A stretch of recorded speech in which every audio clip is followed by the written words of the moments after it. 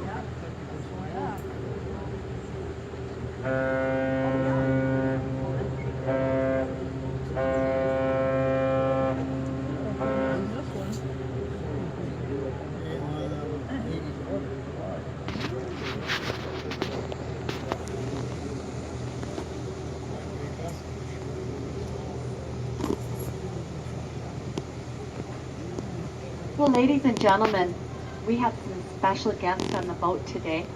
We have a young man from Germany by the name of Nick and a young man, Rafa, from Spain. They're international exchange students. Let's give them a round of hands here, you know. Let's hope that they have a great experience here in Michigan, the United States. Let's make sure of that, eh? Hey!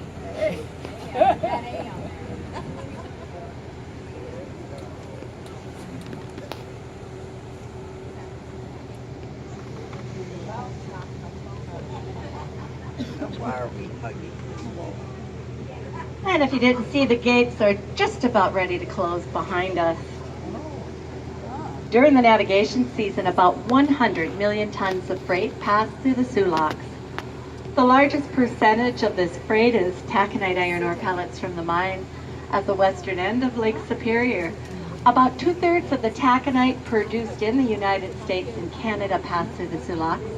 Freight eastbound from Lake Superior consists mostly of taconite iron ore pellets, low sulfur coal, wheat, and other grains. Freight westbound into Lake Superior consists mostly of coal and crushed limestone. The Sulaks has the greatest tonnage moving capability per day of operation of any lock system in the world. Once again, no toll is charged to any ship of any nationality using the American locks. Iron ore has become the world's second most valuable mineral resource, second only to oil. The estimated value of iron ore shipped through the Sulaks is currently worth $6.2 billion to the U.S. economy.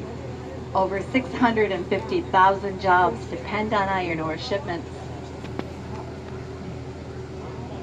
The gates behind us are now closed, and the water on the other side of the gates ahead of us is about 3 feet from the top of the gates, 21 feet higher than the water level we entered in on. Extending the full length of the lock and beyond the gates at both ends are large tunnels with large valves located inside each end. The tunnels run under the floor of the lock to raise us from the Lake Huron level behind us to the Lake Superior level ahead of us. The filling valves beyond the gates ahead of us will now be opened. This will allow the higher water on the other side of the gates ahead of us to flow under the gates, through the tunnels and up into the lock through the openings in the lock floor. The emptying valves inside the ends of the tunnel behind us are now closed, so that the Lake Superior water entering under the gates ahead of us cannot escape. The flow of water into the lock is all by gravity. No pumps are required. Once the water level in the lock reaches the same level as the water level on the other side of the gates will be opened and we will continue on our tour. The lock is now being filled with Lake Superior water, and in just a few minutes we'll be looking over the top of the lock walls. This lock can be filled with water in 10 to 15 minutes.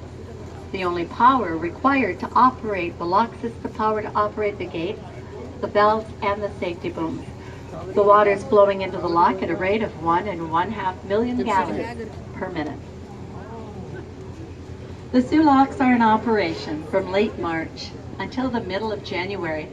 At the close of the navigation season in January, the locks needing repairs are drained, inspected for damage, repaired, and left dry until spring. Other winter maintenance includes boat, pier, and equipment repairs. The Sulaks has a workforce of approximately 100 people. They are responsible for operating the locks, the U.S. power plant, and for dredging the navigation channels of the St. Mary's River. There is usually 2 to 5 feet of ice on the St. Mary's River and large portions of Lake Superior and Lake Huron during the winter months. In the spring of the year, the United States icebreaker Mackinac and smaller icebreaker tugs break paths through the ice so navigation can once again get underway. The freighters are often convoyed through the ice fields by the icebreakers. Each year, many ocean vessels from all over the world pass through the locks. The principal cargo taken from Lake Superior ports by ocean vessels are grain and grain products. An ocean vessel must descend 602 feet in a stairway of 16 different locks to reach the Atlantic Ocean from the Soo. The first lock here in Sault Ste. Marie, a vessel is lowered 21 feet from Lake Superior to the Lake Huron level.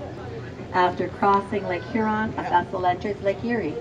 The 8 locks of the Welland Canal, which bypass Niagara Falls, lowers the vessel 326 feet from Lake Erie to Lake Ontario. The 7 locks of the St. Lawrence Seaway lowers the vessel 224 feet from Lake Ontario to the Atlantic Ocean. The remaining 31-foot drop is caused by the natural descent of lakes and rivers within the system. The 1,624-mile journey from the Soo to the Atlantic Ocean takes about 150 hours, or a little over 6 days.